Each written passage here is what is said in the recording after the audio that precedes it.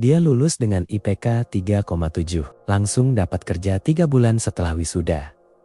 Perusahaan yang cukup bergengsi, gaji yang oleh kebanyakan orang dianggap layak. 5 tahun kemudian, dia masih di posisi yang hampir sama. Bukan posisi jabatan, posisi finansial. Rekening tabungan hampir identik dengan hari pertama kerja. Tidak ada aset yang berarti, tidak ada investasi yang berjalan, dan setiap bulan masih ada perasaan yang sama. Uang habis sebelum tanggal gajian berikutnya. Dia bukan pemalas, bukan boros, bukan tidak cerdas. Tapi ada sesuatu yang tidak pernah diajarkan selama 4 tahun kuliah. Sesuatu yang jauh lebih menentukan kondisi finansialnya dari semua mata kuliah yang pernah dia ambil. Dan tanpa sesuatu itu, gelar dan kerja keras tidak cukup. Janji yang tidak pernah ditepati. Kita perlu bicara tentang sebuah janji. Janji yang disampaikan secara implisit kepada setiap anak Indonesia yang tumbuh dengan orang tua yang mendorong mereka belajar keras. Bunyi janjinya kurang lebih begini. Kalau kamu rajin belajar, masuk universitas bagus, dapat gelar, dan kerja keras, hidupmu akan baik-baik saja. Janji itu tidak sepenuhnya bohong.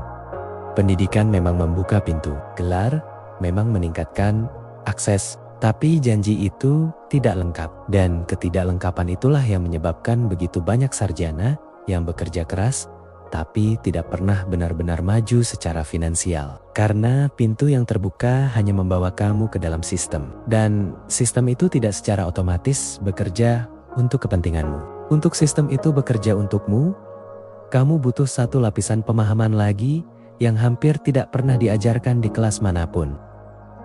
Masalah pertama, menukar waktu dengan uang tanpa batas akhir. Ada satu model penghasilan yang hampir semua lulusan terjebak di dalamnya. Tukar waktu dengan uang. Datang ke kantor 8 jam. Dapat gaji, bulan depan, ulangi. Model ini bekerja. Ia memberi penghasilan yang stabil dan terprediksi. Tapi, ia punya satu batas yang tidak bisa ditembus. Kamu hanya punya 24 jam sehari, dan kamu tidak bisa menjual jam yang sama 2 kali. Artinya, penghasilan dari model ini punya langit-langit yang rendah. Tidak peduli seberapa keras kamu bekerja, ada batas fisik yang tidak bisa dilewati. Dan batas itu seringkali tidak cukup untuk membangun kekayaan. Terutama di tengah biaya hidup yang terus naik, inflasi yang tidak berhenti, dan standar sosial yang selalu bergerak ke atas. Orang yang akhirnya maju secara finansial hampir selalu menemukan cara untuk tidak hanya menjual waktu mereka. Mereka membangun sesuatu yang bekerja, bahkan ketika mereka tidak sedang bekerja. Aset, investasi, pengetahuan yang dikemas menjadi produk, sistem yang berjalan tanpa kehadiran mereka setiap jam. Selama seluruh energimu habis untuk tukar waktu dengan uang, tidak ada yang tersisa untuk membangun hal-hal itu. Masalah kedua, gelar mengajarkan cara bekerja, bukan cara mengelola hasil kerja. 4 tahun di universitas, ratusan jam belajar, puluhan mata kuliah, tapi tidak ada satupun yang mengajarkan bagaimana mengelola gaji pertama. Tidak ada yang menjelaskan perbedaan antara aset dan liabilitas. Tidak ada yang membahas cara kerja inflasi terhadap tabungan. Tidak ada yang menunjukkan bagaimana compounding mengubah Rp200.000 per bulan menjadi puluhan juta dalam 20 tahun. Kamu keluar dari universitas dengan kemampuan menganalisis pasar, menulis laporan, atau memprogram sistem, tapi tidak dengan peta tentang apa yang harus dilakukan dengan uang yang masuk ke rekeningmu setiap bulan. Dan tanpa peta itu, orang yang paling cerdas sekalipun akan mengikuti default. Defaultnya adalah terima gaji, bayar kebutuhan, nikmati sisanya, berharap ada yang tersisa untuk ditabung. Hampir tidak pernah ada yang tersisa. Dan bukan karena gajinya tidak cukup, tapi karena default tidak pernah dirancang untuk menghasilkan kekayaan. Ia hanya dirancang untuk menghabiskan apa yang ada. Masalah ketiga, biaya kelihatan sarjana. Ada biaya yang tidak pernah masuk dalam kalkulator keuangan siapapun. Biaya kelihatan sarjana. Ini terdengar sinis, Tapi mekanismenya sangat nyata. Ketika kamu masuk lingkungan kerja tertentu, kantor korporasi, startup bergengsi, konsultan, ada standar penampilan dan gaya hidup yang tidak pernah ditulis, tapi sangat nyata. Pakaian yang sesuai, tempat makan saat makan siang bersama rekan kerja, gadget yang tidak ketinggalan zaman, tempat tinggal yang tidak memalukan kalau disebut. Tidak ada yang memaksa, tapi ada tekanan sosial yang sangat nyata dan yang punya konsekuensi pada karier kalau diabaikan sepenuhnya. Hasilnya, sebagian besar kenaikan gaji yang kamu dapat langsung terserap untuk mempertahankan atau meningkatkan standar penampilan yang diharapkan lingkunganmu. Kamu naik gaji 1 juta rupiah.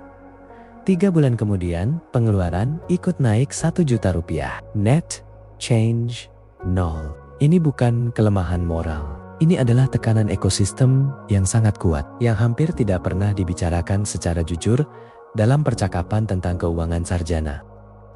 Masalah keempat, hutang pendidikan yang tidak terlihat. Ini yang paling jarang diakui banyak sarjana Indonesia, bahkan yang tidak mengambil pinjaman pendidikan formal, menanggung hutang tidak tertulis kepada keluarga yang membiayai pendidikan mereka. Hutang itu tidak ada bunga formalnya, tidak ada jadwal pembayaran, tapi ekspektasinya sangat nyata. Kirim uang ke orang tua setiap bulan, biayai adik, tanggung biaya keluarga saat ada keperluan. Jadi sandaran finansial setelah jadi sarjana. Ini bukan beban yang salah untuk ditanggung. Itu adalah realita sosial bagi banyak keluarga Indonesia. Dan ada nilai yang sangat nyata dalam tanggung jawab itu. Tapi ia tidak pernah masuk dalam kalkulasi ketika orang bicara tentang gaji sarjana dan kemampuan menabung. Sarjana dengan gaji 6 juta rupiah yang setiap bulan mengirim 1,5 juta rupiah ke keluarga dan menanggung biaya adik 13 rupiah, 800 ribu secara efektif, bekerja dengan penghasilan 3,7 juta rupiah, bukan 6 juta rupiah.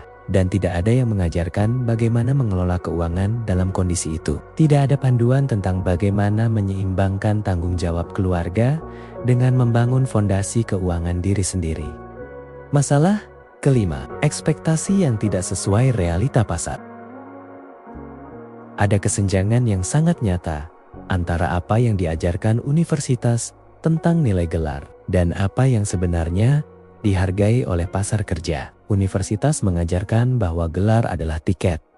Semakin bergengsi universitasnya, semakin berharga tiketnya. Pasar bekerja sedikit berbeda. Pasar menghargai nilai yang bisa kamu ciptakan hari ini, bukan nama institusi yang ada di ijazahmu. Dan nilai yang bisa kamu ciptakan ditentukan oleh kombinasi skill, pengalaman, jaringan, dan kemampuan menyelesaikan masalah nyata. Banyak sarjana menghabiskan 4 tahun membangun kredensial akademis, tapi tidak membangun portofolio kemampuan yang bisa langsung diterapkan. Hasilnya, mereka masuk pasar kerja dengan nilai tawar yang lebih rendah dari yang mereka ekspektasikan. Dan nilai tawar yang rendah berarti negosiasi gaji yang lemah, yang berdampak pada semua penghasilan berikutnya. Karena gaji pertama adalah jangkar, kenaikan gaji biasanya persentase dari gaji sebelumnya. Negosiasi di awal yang lemah melipat gandakan kerugiannya selama bertahun-tahun.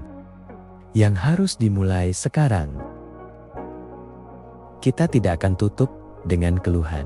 Masalah sudah jelas, sekarang yang bisa dilakukan. Langkah pertama, hitung penghasilan nyatamu, bukan nominalmu. Berapa yang tersisa setelah semua kewajiban yang tidak bisa dihindari, termasuk kiriman ke keluarga, cicilan, dan biaya hidup minimum. Angka itu adalah penghasilan nyatamu. Dan semua keputusan keuangan harus didasarkan pada angka itu, bukan angka di slip gaji. Langkah kedua, identifikasi satu pengeluaran yang kamu lakukan karena ekosistem mengharapkannya, bukan karena kamu benar-benar menginginkannya.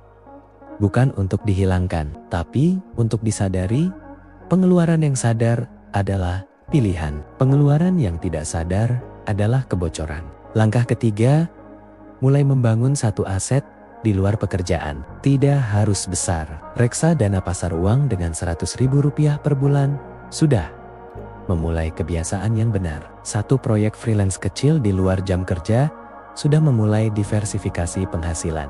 Langkah keempat, negosiasikan nilaimu secara aktif. Nilai pasar tidak naik secara otomatis. Ia naik karena kamu membangun skill yang langka, mendokumentasikan kontribusimu, dan secara aktif mengkomunikasikan nilaimu. Baik kepada atasan saat ini, maupun kepada pasar yang lebih luas. Tidak ada yang akan melakukan ini untukmu. Gambaran lebih besar. Ada pertanyaan yang lebih besar di balik semua ini. Mengapa sistem pendidikan yang mempersiapkan seseorang untuk memasuki dunia kerja tidak mengajarkan apa yang perlu dilakukan setelah masuk? Mengapa 4 tahun dihabiskan untuk membangun kredensial, tapi tidak 1 semester pun untuk membangun literasi keuangan yang akan dibutuhkan setiap hari seumur hidup? Ini bukan pertanyaan retoris. Ini pertanyaan yang jawabannya punya implikasi pada jutaan orang yang setiap tahun lulus dan memasuki pasar kerja dengan semua bekal akademis yang dibutuhkan, tapi tanpa peta untuk navigasi finansial yang menunggu mereka. Dan sementara jawabannya belum ditemukan di level sistem. Tanggung jawabnya jatuh ke masing-masing individu yang mempelajari sendiri apa yang tidak diajarkan, yang mengisi sendiri celah antara apa yang diketahui dan apa yang dibutuhkan. Itu tidak adil, tapi itulah kondisinya. Penutup. Sarjana, kerja keras, tapi rekening tetap tipis. Bukan karena tidak cukup pintar, bukan karena tidak cukup berusaha, tapi karena ada 5 masalah struktural yang hampir tidak pernah dibicarakan secara jujur dalam konteks ini. Model penghasilan yang menjual waktu tanpa membangun aset. Pendidikan yang mengajarkan cara bekerja, tapi bukan cara mengelola hasil kerja. Biaya ekosistem sosial yang tidak pernah masuk kalkulasi. Beban finansial keluarga yang tidak terlihat dalam angka resmi. Dan nilai pasar yang tidak secara otomatis mencerminkan gelar yang dipegang. Semua ini bisa direspons. Tidak dengan revolusi besar, tapi dengan pemahaman yang benar tentang apa masalahnya, dan langkah kecil yang dimulai dari titik yang tepat. Dan pertanyaan yang ingin aku tinggalkan. Dari 5 masalah yang baru kita bahas, mana yang paling kamu kenali dalam situasimu sendiri? Karena jawaban itu adalah peta. Dan peta itu lebih berharga dari semua semangat tanpa arah.